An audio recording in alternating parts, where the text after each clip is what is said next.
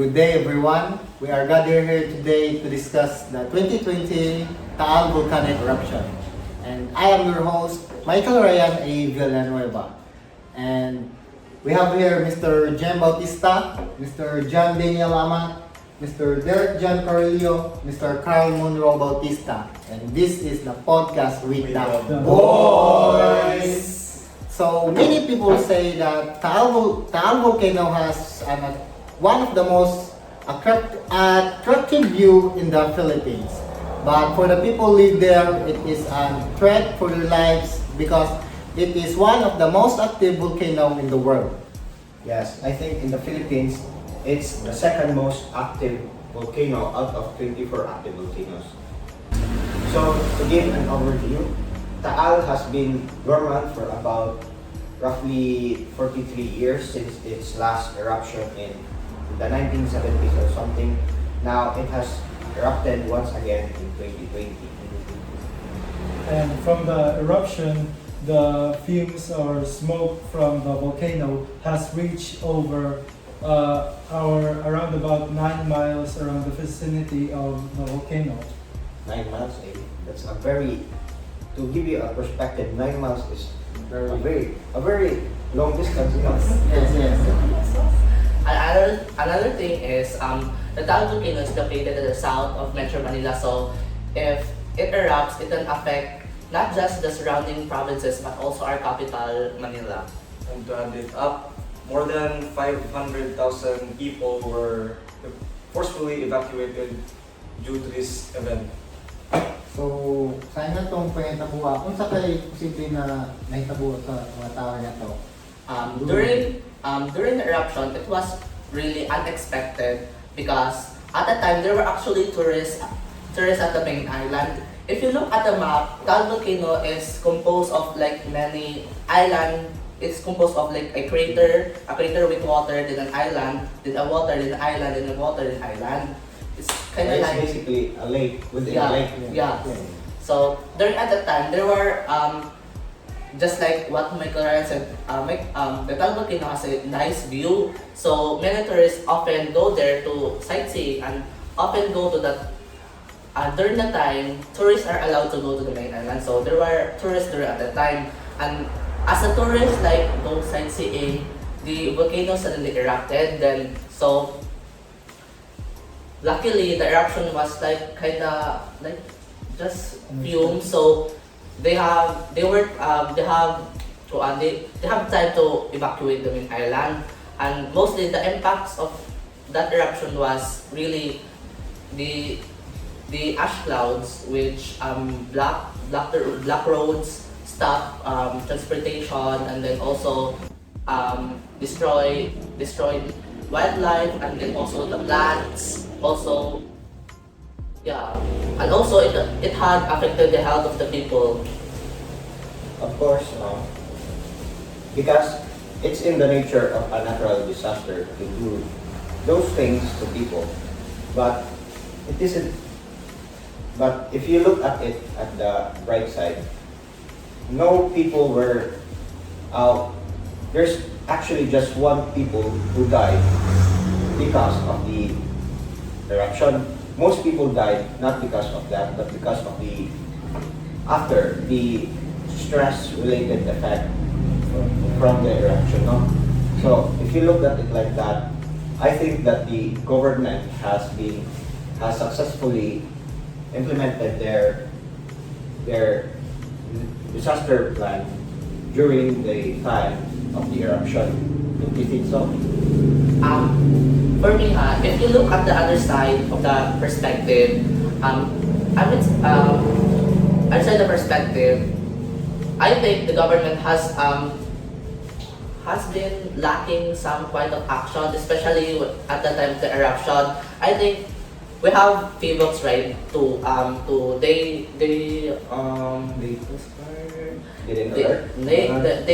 are the agency that monitors volcanoes, and during that time they haven't expected that to erupt, diba? Like for me, it's kind of a red flag because of the geographic location of Taal volcano. it is south of Metro Manila, they should have been like, they should have predicted it to like, it would explode during that time. And during that time, there were like tourists, and the tourist was like, there were mga afam spot or like mga foreigners during that time, di ba?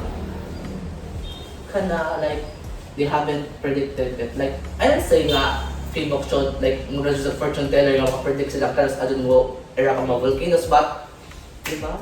Given the nature of earthquakes, more mag-usod din na sila ma-predict kay, di ba, wala yung makapredict ang earthquake bisan pag Or like, pero if volcanoes, di ba, kayo, like, somewhat predictable, mong sila. there are like signs, earthquakes. of course, there are signs na nga na, but to defend Philbox, no, during its eruption in January 12, murag ang na-alert na ang kondisyon ni Philbox ang mga residents ato na area na kuan na paparating na na volcanic eruption. So they actually raised the alarm into alert level 2. Level 2 pauna sa pagka 2 p.m. alert level 2, then as what JD said, yung alert level 4 na siya pagka 7:30 p.m. So sa ingala na kuan, ang tower ba kay mapiktuhan or nakailain kailangan pagkaon, tubig kung magana na? Kuan.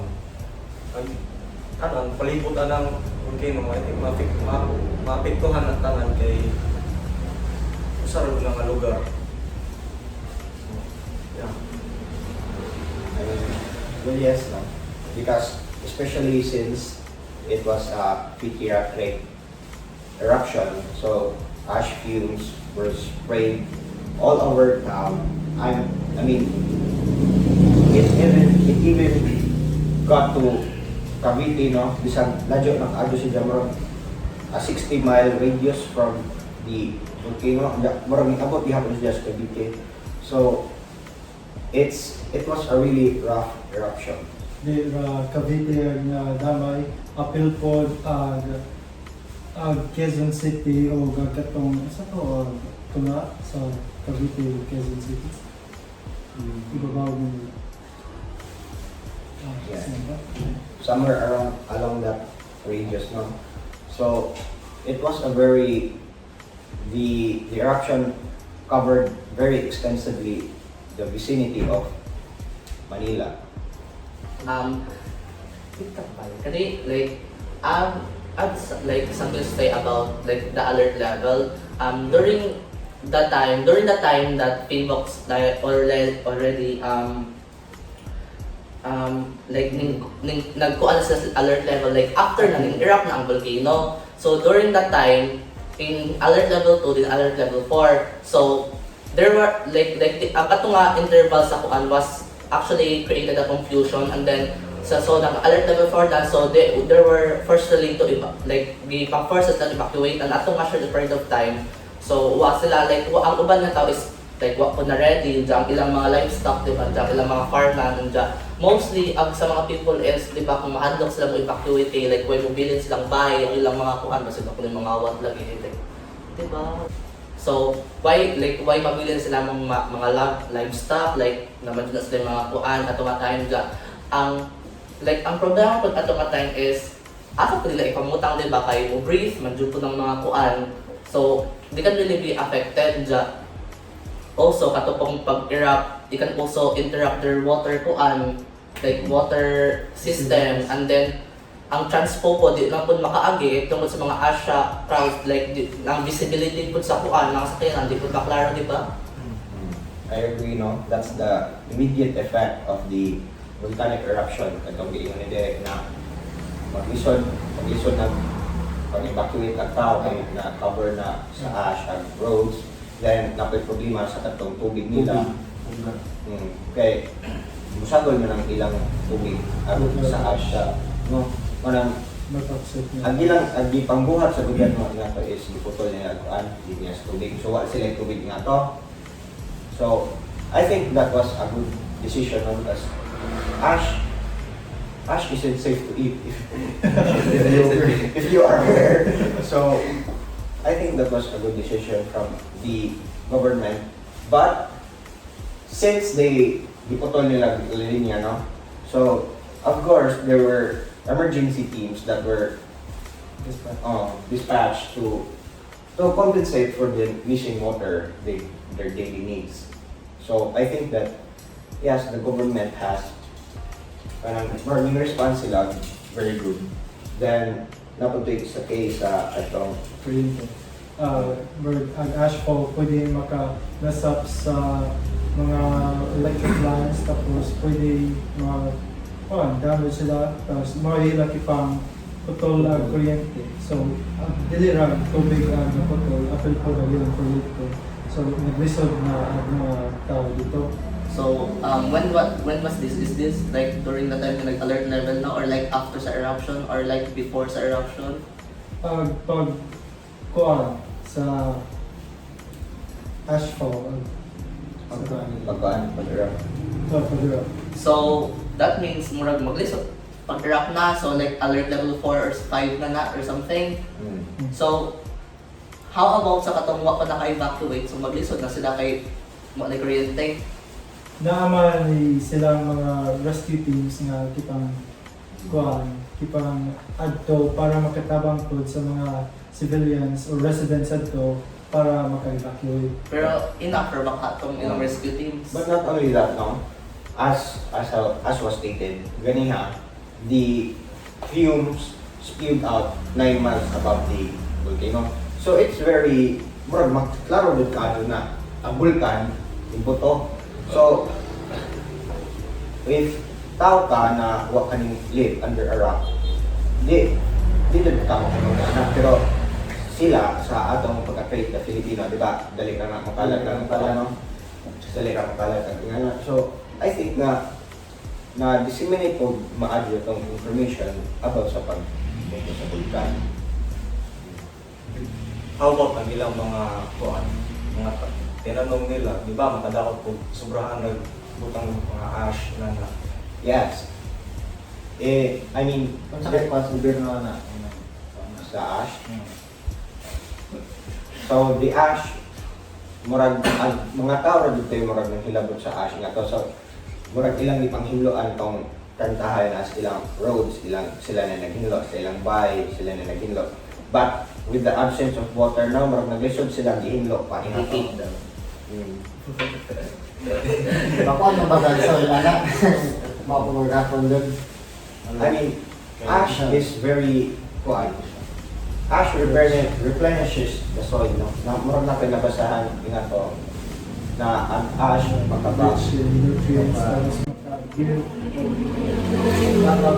pero mabuhi po So, tanong positive sila impact sa soil din. In the long term, In the long term. yes. Pero immediate effect, murag It can plant. kaya hindi raman if we talk about vegetation, hindi raman katong plants ay maapektuhan apil man kung wildlife.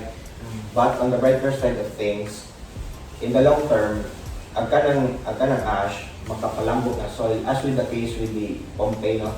Kung familiar mo na Pompeii back in ancient times. So, ang ilang, yung bottom ilang volcan, which is Mount Vesuvius, I think. Ang katong volcan ay na ingato, mo to'y murag ilang secret sa ilang juta na to. So daghan silang murag maani nga to ba na grapes and other crops because of the volcano. So yeah, malas laman nga to kay ang ilang volcan kay mas kusog. So murag natabunan sila ba, murag nalumos ang mga bahay nila nga to. Wala sila chance na Murag wala sila chance na makatakas kay ang saon na kay way ka ng media, way parehas ata pa ng people. So, 30 karon na murag ko ano, modern na bang taron. So, murag iman ko tag mas fortunate ka kaysa nila. So, para hindi mo direct kung sa may paano mo sa government pag-response sa government katong panahon na. For me, for now is very lacking this, yes, they did like they have responded somewhat good, pero I think it is really like lacking now for me ha. Yeah, mo like ang first na say is natong sa feed wolves nga like what nila na predict or like somewhat what jud nila nakuan na warn first nga atong napoy mga tourists sa main island. Then secondly, atong like sa mga pag-evacuate na wa jud like naturally na is really na evacuate kay murag atong na ay little bit of confusion sa mga alert level kay murag sudden sa kaadyo. And then also sa evacuation areas, like if imo just dapat out, di jud enough ang mga evacuation areas nato, diba? And also sa ilang mga Sa ilang mga pagkaon ng tubig, kasama, sa okay ra ay munda ba or Yes, yes. I think, kumang. but in that situation, I think the government has been really responsive. Kaya, ito mo kainin doon sa gobyerno tanan sa, pero, wala na bang, pas-pas mo sila nakalihok given the situation. So, di ram po government ang ilihok nga to. So, for example, na Red Cross, may nanabang nga to, ning nagkuhan sila, marang nag-bring sila of mga, ano siya tawagan na? Emergency. mga emergency response team, O, ano ba? like mga equipments. And I like in that aspect I do agree, like I think I saw a interview video nga they have interviewed a local there nga like yung sila nga pwede na ko na sila maka tayo og sari-sari store tungod sa kataghan ko, no? But I think it has also because of their like geographic location. There are like doon sila like sa Metro Manila, so mostly ang mga wealthy persons there is to dito so like daghan silang ma-receive nga like relief goods, unlike if ato silang like somewhat to sila i-compare sa Odette like nga na like gamay ra jud ang atong like really somewhat kay per an island if ato sila i-compare sa dito like dapit sa Metro Manila then di pa jud sila island, so daghan jud silang makuan nga relief. So diyan nga aspect like I do agree nga like daghan, pero di naman po to sa government. There are a lot of private sectors nga private na po yung mga like mga kuan ra po locals na like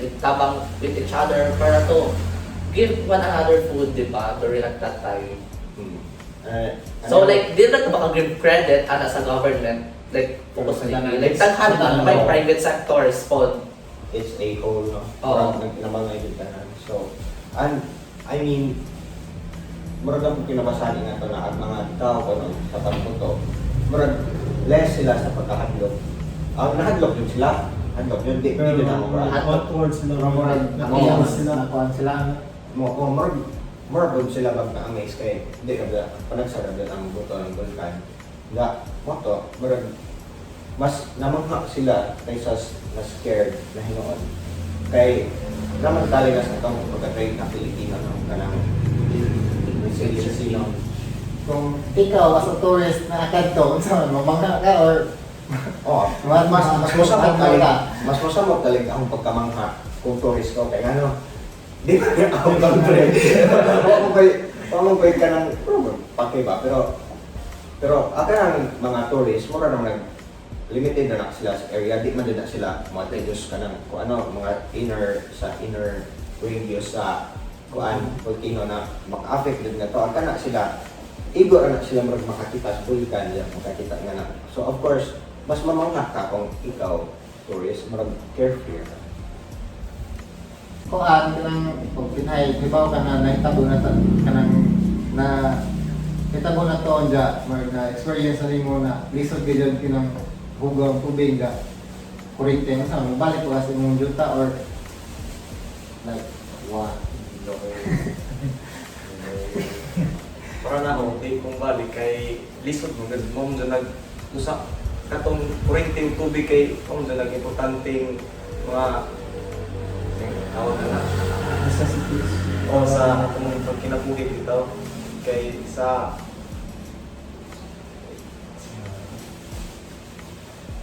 May mga basic essential needs na ako.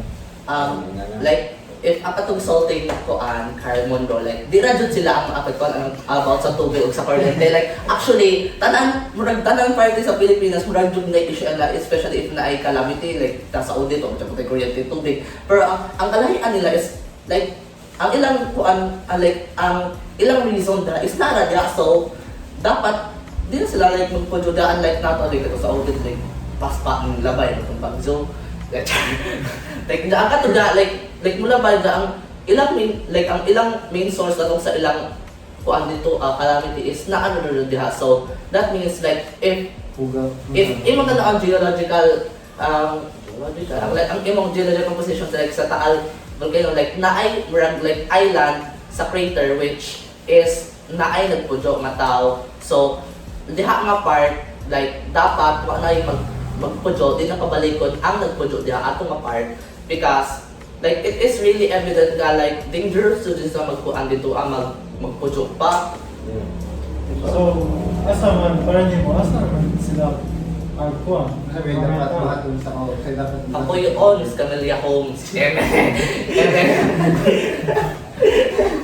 Like, relocate, mag-go find land. Like, kung naiwala akong juta, daghang Camelia Holmes, manilyar. What if ay kung hindi mo sagot ng tao, kung alam nilang ang pamuhay at ng trabaho. Use power.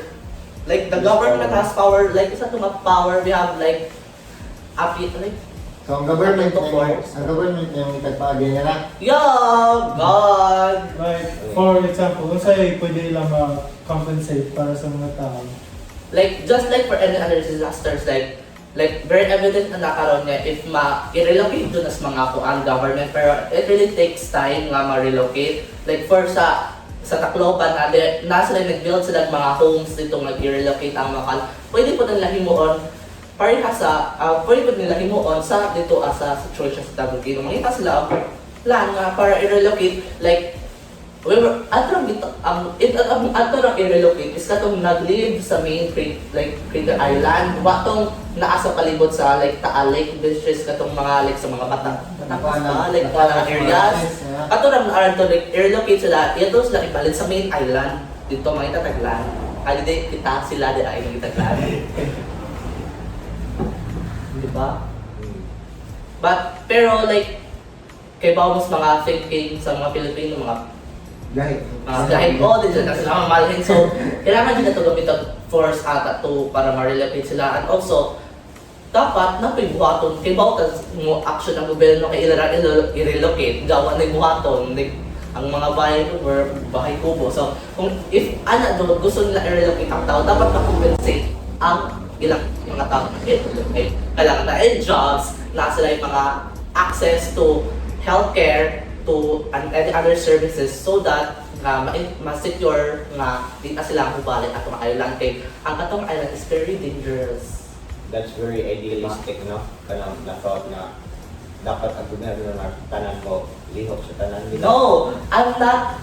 Wag mo na try nga lang. I was just talking if ingon ta ka ibalin, so like what man like kay mo ta living ang area is what capacity to buy due to their low socio-economic status, di ba dahil maka-deny jud ana. So I was just implying the government should do like they should have like action para to help the people in there to move somewhere na much more safer and somewhat much more safer and to. I mean, I agree with Diba? you on that. Pero, di raman sa Taal tali na kanang problema ba? Yeah. Sa They are just like sa Taal. All over the Philippines. around the Philippines na. So, I don't think that murag we will have something that is convenient like that. Murag sa atong panahon ba murag di sa maka face na nga na convenience na. Ang gobyerno na dai mo ba? So, it's a good mission, but yeah, di pa na siya feasible ran kay mas daghan pa mag-kuwanta or mas daghan pa mag-priority sa gobyerno. Pero I think that kung ano sa mga sakto ko na kay it's very dangerous man din na to live within the inner circle of the Naging mismo doon sa Volcano.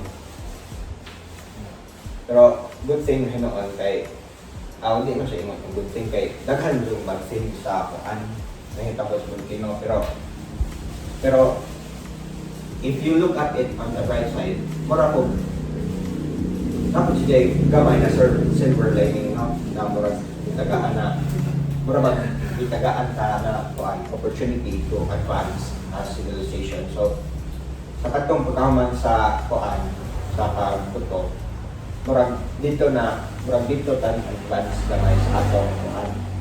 Because we learn from our mistakes, guys. So pagkaman nga to ibali nagtinambagay ang mga municipality na dool sa vicinity sa Taal to make para masolve to. to make their kuan evacuation plan more smoother. So naghimo sila disaster preparedness manual para ba to not make the same mistake, no? Okay. I think 39 people were very stressed during the evacuation process and unfortunately Brad, nawalan sila, sumasakabilang buhay sila.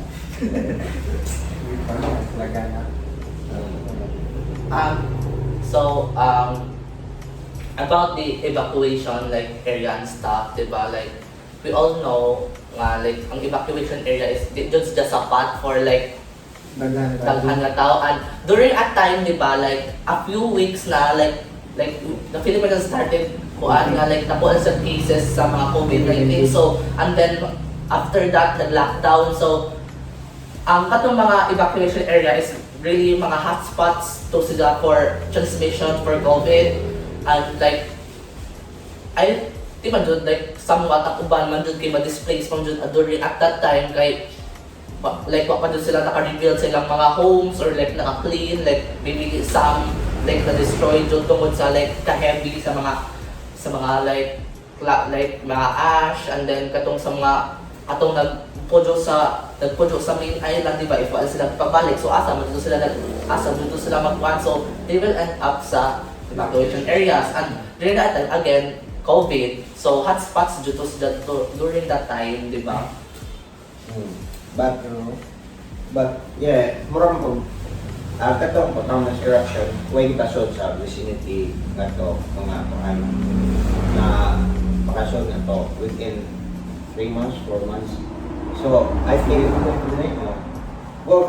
COVID pud ato isn't as kuan mura ba panabantay nato ila pakadyo iba mo spread nato, pero yeah, there's still some risk na nato ba. I get your point. And one more thing, no, about sa inyo to, which is I'm very saddened to hear about it when I read it. But tungkol sa ingato, no, sa COVID and sa volcanic eruption, ang ilang mask nga to, yung taas ng presyo. Like, kung fit mo sa magpagatuan times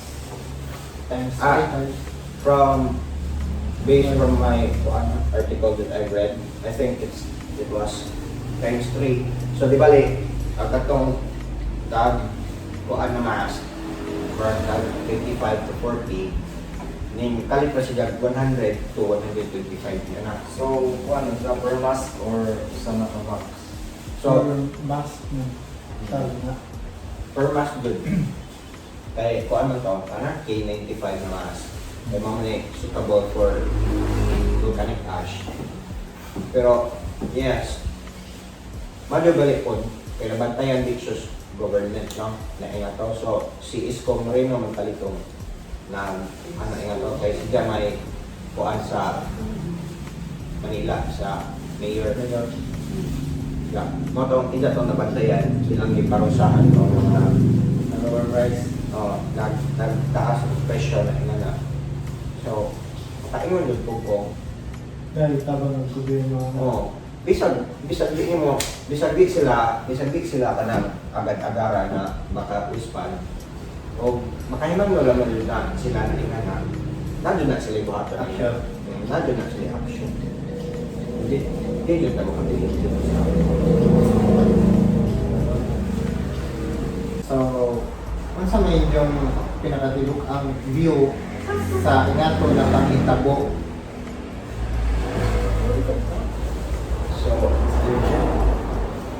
I- daghan ang tabang sa government.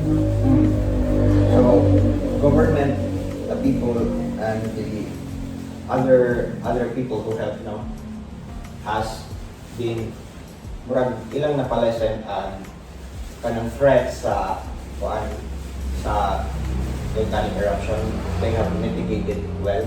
The fact na gamay rin nga namatay at least is just one that was Na affected sa volcano. more direct lang people murag ko sa katao na direct na affect. Positive ang gibuhat sa kuan na to.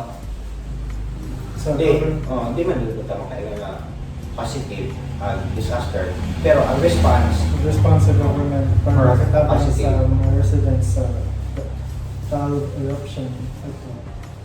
So, you're saying satisfied mo silang response during that time. yes. So for me, I was not satisfied.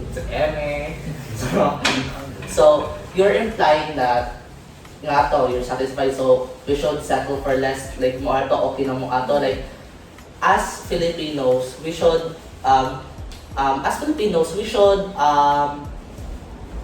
we should expect more on the government. Like, what I'm not saying rely na nila, but we should expect more because they are paid sila ha, paid like may ka, okay naman to, okay, basta nga na, like, if you look dun sa other sa spectrum dun, ang ilang response na dun is like late number effect na sila from that thing, like, invest na, ilang response is before nga na, ang ilang part is what's like before, kung ano sila, in dealing with kana specific situation. Like, I think pagkukulang dyan na sila dihaan nga part, di ba? There was protocols placed before the disaster, and that was in the form of FIVOX. So it wasn't necessarily what sila nabuhat before. Of course, if delayed na sila gamay, then that's the only thing that they lack. But it's fairly understandable na ma-delay sila panang sa we are not perfect. So Pero kung kusog lagi ito na mo to, nabili. What if, like, katang delay can cost lives die, like, mo nga delay raman lagi, like, di ba? Yes. We should not tolerate, like, delays. This, So, gamay ron na action, It's- volcanic eruption is very spontaneous. Of course, there are signs, but sometimes So, ibasa kayo nga Oh, nga na kayo din, point siya nga kana mo happen na. dito ka makainong na kung saan oras naray mga sign na to agatong hindi ang ganyan direct atong may mga tourist na nakabantay. I believe that it was a sign, not the actual eruption itself. So murabag something along the lines of that na di kung inanap ng galit ba murag di jud ka maka sa gobyerno na wa sila nabuhatay gana din ang kuhan. like, I was not implying na, like, once, like, what I was implying that we should not settle for, like, less. Like, we deserve a service that is quite good, di ba? Like, satisfactory level to the point nga, like, dira ta mo, like, mo, kuat ng, sige, delay na, we deserve better service, di ba? Like, may tadi mo, like, dita mo asa nila, but it's their job to do that. And as Filipinos, ang government is really like ang kuan na to, like bisa pa kung saon nimo like panginabuhi diha mo, then ang government is murag by kuan dito ka mo unlad like as kuan for like diha ka situation like sila atong sandigan and ikaw na. But speaking of in terms of calamity, even the most advanced countries in the world with the na agency, for example, Japan, di man doon na nila maiwasan doon na casualty. Kaya it's the force of nature. Yeah. Nature is unpredictable. Nature is unpredictable. So the best you could do is to mitigate it. So there's not actually, I think, may makadeflect ato na situation dun. So, yeah. So, lahi gid tayo perspective guys kay depende ra po na sa atong pang-agi o depende ra po na sa atong pagtanaw sa perspective ni Jem o ni GB o perspective ni Derek o ni Carl. So, thank you sa inyong time nga kuan na nagka-team of the Derek para mag-discuss nga na. Salamat po pag invite ko mo. Thank you. And this once again, this is the podcast with the boy.